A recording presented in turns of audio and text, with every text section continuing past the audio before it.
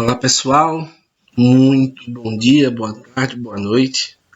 Não sei a que momento você vai estar tendo acesso a essa videoaula, né? A videoaula que na realidade não é uma videoaula, né? Uma vez que a gente não está se vendo, mais por um podcastzinho, mas enfim, né? É uma das tentativas que a gente está tendo aí de criar aproximações em relação a vocês. Então, gente, queria deixar vocês informados que eu vou adotar a seguinte metodologia, né? Então, essa semana eu vou estar disponibilizando para vocês uma aula, né? Uma aula gravada como essa, a disciplina de gestão de transportes. E na semana seguinte, a aula que vai ser gravada da outra disciplina e a gente vai fazendo vai intercalando, né? Entre essas disciplinas, porque consome bastante tempo, né, produzir essas aulas. Então, assim, né, na aula de hoje, a gente vai abordar um que eu já havia introduzido, né, como uma atividade para a aula anterior, né, que foi a questão dos indicadores de desempenho em transportes. É um assunto que é simples, que se conecta de forma bem próxima a bastante das coisas que a gente já tratou em gestão de produção e operações, tá? Mas que são temas assim importantes para que a gente possa compreender melhor o papel da atividade de gestão, especificamente de gestão na área de logística e especificamente na área de transportes. Então, assim, como essa aula ela se destina à rede, né, à internet, então eu vou deixar aqui um breve currículo do professor, né, esse sou eu, professor Jurandir Rodrigues, tá? Espero que ao final dessa aula, em surgindo dúvidas sobre as questões que a gente vai tratar, vocês possam estar fazendo contato, seja por meio do Classroom, seja por meio das redes sociais, enfim, a gente vai estar tentando estar ajudando vocês da melhor forma possível. Tá? Eu espero aí que a gente possa ter e fazer, né, um bom aproveito desses materiais, que pode ter certeza está sendo feito com muito cuidado, com muito zelo, com muito desejo de levando para vocês conhecimento da melhor forma possível. Ok? Então, força, esse momento de complicação que a gente está vivenciando, essa pandemia está sendo difícil para todos nós, mas cedo ou tarde a gente vai sair vencedor, né? E vai estar podendo se reencontrar na sala de aula, poder estar discutindo todos esses temas, né? Pessoalmente, presencialmente, com aquele calor humano que eu sei é uma característica do nosso povo que a gente gosta. Então, sem mais delongas, vamos ao conteúdo. Antes de iniciar, eu queria deixar para vocês já uma frase que eu acho que tem tudo a ver. A frase fala que aquilo que não é medido não pode ser administrado. Então, veja só, a atividade de gestão ela é uma atividade que ela é transversal. Ela gerir, né, é um composto de atividades que, como vocês já sabem, né, que vai desde planejar ações, né, a efetuar medidas de controle para que essas ações que foram planejadas possam ser alcançadas e alcançadas da melhor maneira possível. Então, se você não mede, por exemplo, seu desempenho, se você não mede o desempenho de um setor na empresa, de um profissional, você não tem como avaliar se aquele profissional ele está indo bem, se ele não está indo bem, se você está indo bem. Na minha matéria, por exemplo, ou em outros, você não só tem como fazer essa avaliação a partir do momento que se efetua algum tipo de medição. E o valor obtido com essa medição, ele vai te direcionar a algum tipo de medida corretiva. Por exemplo, Se quando você efetua a medição, né, do seu desempenho em uma disciplina em específico e você verifica que você está abaixo da média na disciplina, a tendência, né, é o que se espera, é que você vai criar formas, né, vai criar métodos, meios, você vai se planejar melhor para melhorar seu desempenho naquela disciplina que você sabe que está lá com rendimento abaixo do esperado e abaixo do possível. E a mesma coisa é para uma empresa de transporte, para uma empresa na área de saúde, em qualquer setor que seja. É necessário medir o desempenho para verificar o que é que está funcionando bem e aquilo que não está funcionando bem ser melhorado para que a gente possa trazer para um padrão de funcionamento que seja aceitável e que possibilite, sobretudo, que o nosso planejamento ele seja alcançado dentro do prazo, né, que se espera que seja alcançado. Então, primeira coisa que eu queria que vocês colocassem aí fortemente na cabeça é isso. Aquilo que não é medido não pode ser administrado. Eu costumo muito usar nas minhas aulas a seguinte analogia, né? Se você chegar um dia num centro de distribuição, falar com o gestor de estoque do centro de distribuição e questioná-lo sobre como anda o inventário daquele estoque e ele não souber responder, então você tem um problema sério, né? Porque é trabalho dele saber. Porque isso significa que ele não está medindo. E se ele não está medindo, ele não pode estar administrando o estoque nem dele, nem de empresa nenhuma. Então fica aí a dica.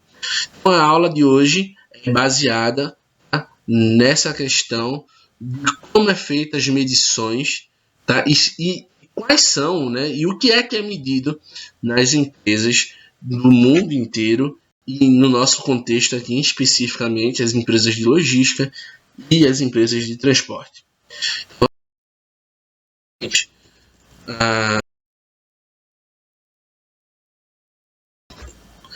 Aqui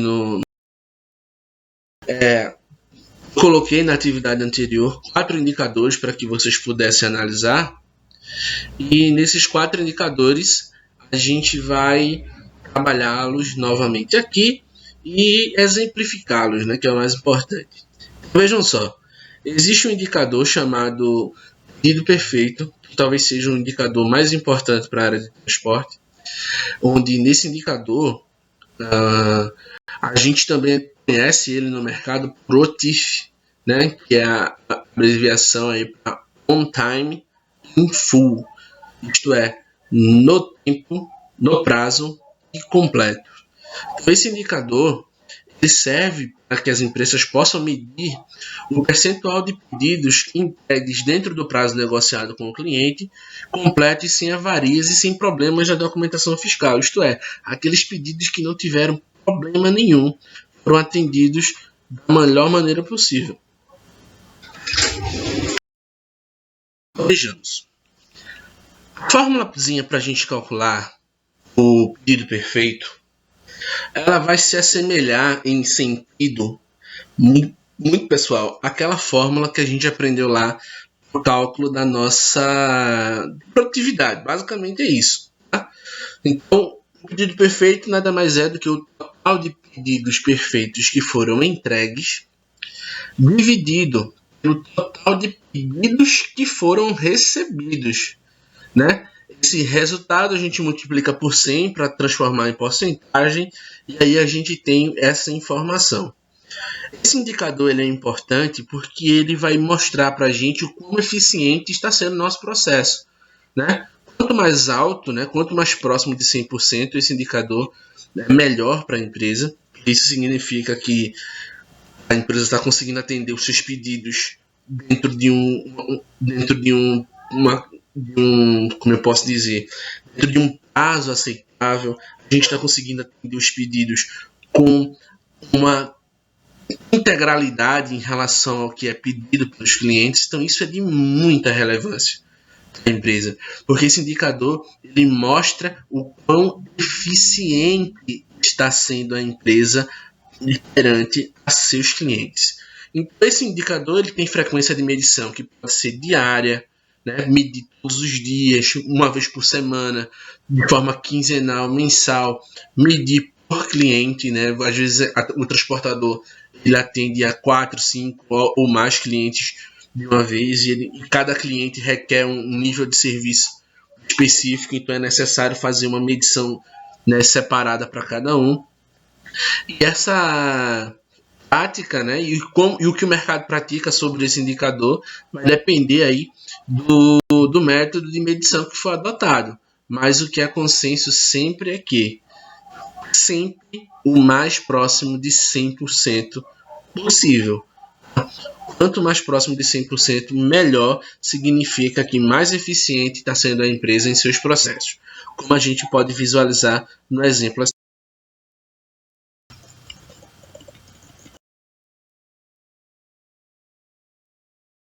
Então, vamos lá, vai medir quantos foram entregues no prazo, tá? Como a gente verifica aqui embaixo.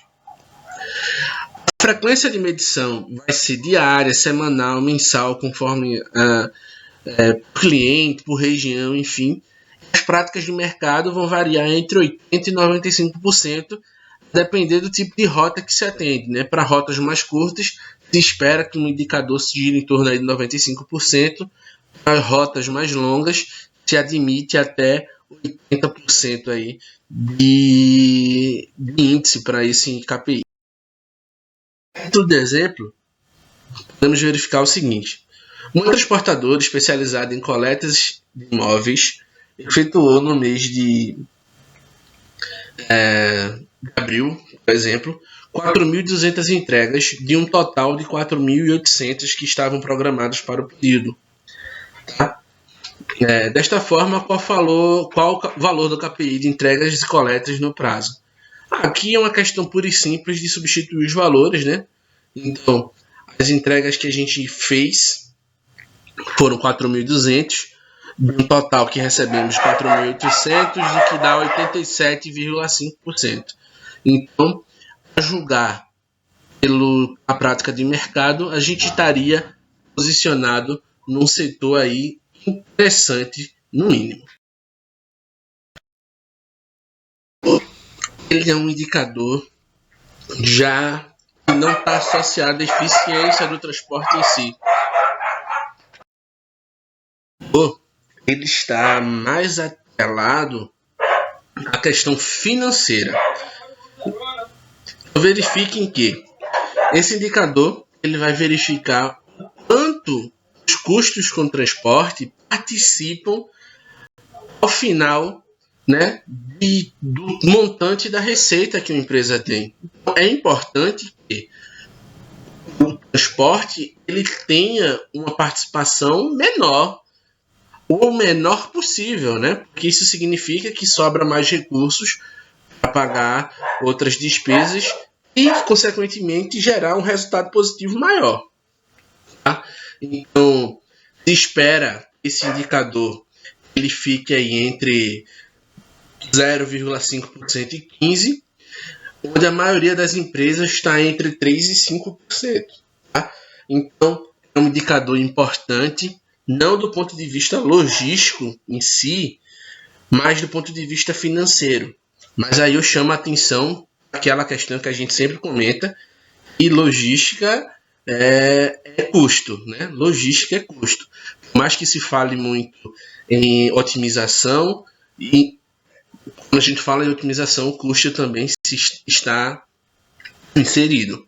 Então vamos ver como é que isso conhecer para o cálculo, né? Saber quanto uma empresa faturou, qual foi a receita da empresa em um determinado período, e no mesmo período quanto uma empresa ela gastou com transporte. Então, usando esses dados aqui como exemplo, a gente ia ter o seguinte comportamento, né? Uma empresa que teve R$ 295.125,50 de custo e teve uma receita de R$ 2.350.500.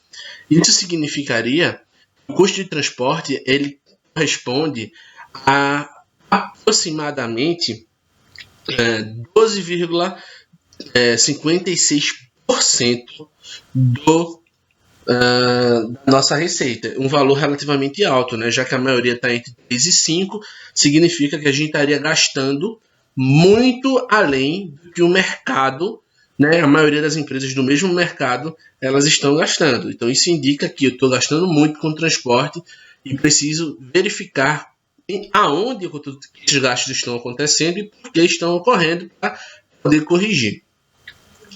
Outro indicador, o último da aula de hoje, custo com não conformidades no transporte. Então, pessoal, esse indicador ele vai medir o seguinte: no transporte, no gasto de transporte que eu tenho, então aqui a gente verifica aquela relação, né, da coerência entre os indicadores. No anterior, a gente verifica que o custo de transporte está corroendo um percentual elevado da minha receita. Esse indicador aqui, ele já traz para mim informações que podem explicar o porquê aquele outro indicador está tão alto. Por exemplo, normalmente, quando você tem um indicador de transporte, de custo de transporte com um percentual de vendas elevado, isso significa que você está tendo um outro indicador, provavelmente estará elevado da mesma forma. Então, nesse caso, esse indicador ele vai medir participação de custos decorrentes de não conformidades no processo de planejamento, gestão, enfim, quanto esses custos adicionais não planejados, eles estão participando do custo total do frete. Veja como isso. Outros dados, né, uma outra situação, suponha uma empresa que teve um custo com frete de R$423 mil, tá? 150,85 centavos. Só que alguns gastos que ela teve foram não previstos, né? Gastos com reentregas, por exemplo. Reentregas, isso significa que eu fui, né, sair para entregar e não encontrei o endereço, entreguei no endereço errado, logística reversa, multa de trânsito, né? Isso significa lá que meus colaboradores que atuam como motoristas aí não estão muito bem treinados acerca da questão da legislação de trânsito, devolução de materiais, enfim, tudo isso, né, eram gastos que não deveriam existir, mas que, dada a natureza da atividade, eles surgiram. Então vamos verificar aqui. Substituindo aquela fórmula lá, né, em cima, né, os custos adicionais com transporte, somando todos eles, a gente vai chegar aqui a esse percentual de R$28.140, dividido pelo custo total de transporte, e isso vai dar 6,65%. Gente, a gente verifica que a questão fala que a prática de mercado para esse indicador é de 5%. Então a gente está gastando acima da média com gastos não planejados e, consequentemente, o custo de transporte está corroendo o meu faturamento em função disso. Então esses indicadores eles precisam se complementar para que a gente possa ter uma visão real, uma visão holística, uma visão que de fato expresse o que está acontecendo com o negócio. Ok? Eu espero aproveitar a aula de hoje. Espero que vocês possam dar as dúvidas, né? Seja lá pelo Classroom, seja pelas redes sociais, vou estar à disposição. E desejo principalmente que vocês se mantenham aí fortes, né? Se mantenham aí firmes, que cedo ou tarde, mais cedo do que tarde, eu espero, sinceramente, a gente vai estar de volta nas nossas salas de aula, né? Podendo brincar, podendo discutir esses assuntos pessoalmente. No mais, muito bons estudos e desejo a todos uma ótima semana, né? E até breve, se Deus quiser.